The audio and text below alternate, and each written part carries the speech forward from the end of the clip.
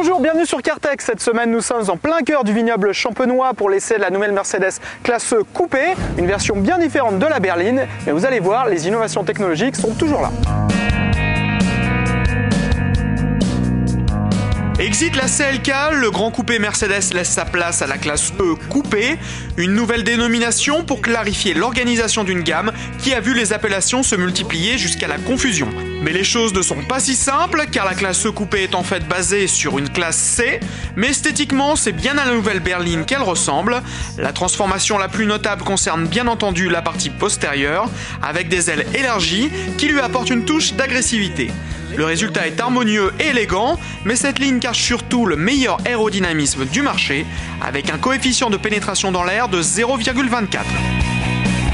À bord, premier changement comparé à la berline, la ceinture de sécurité se présente d'elle-même au conducteur grâce au système Easy Entry. L'assise a été ensuite spécialement développée pour ce coupé, elle est plus ferme tout en restant confortable et offre surtout plus de réglages. À l'arrière, c'est une stricte 2 places pour petit gabarit. C'est certainement le prix à payer de cet aérodynamisme record.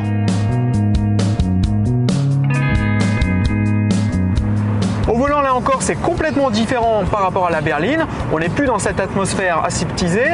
La tenue de route est plus rigide, on se fait plus plaisir. En revanche, même sur cette version 350 CGI, ce n'est pas une sportive, mais elle offre énormément d'agréments.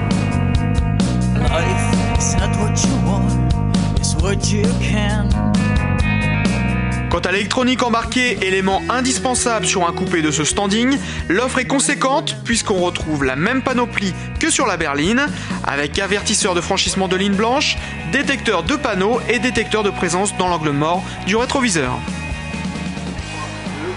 Et maintenant, on va s'intéresser à un équipement de série particulièrement utile, l'Attention Assist, et c'est Arnaud qui va vous expliquer ça. Mercedes a choisi de s'attaquer à la fatigue au volant.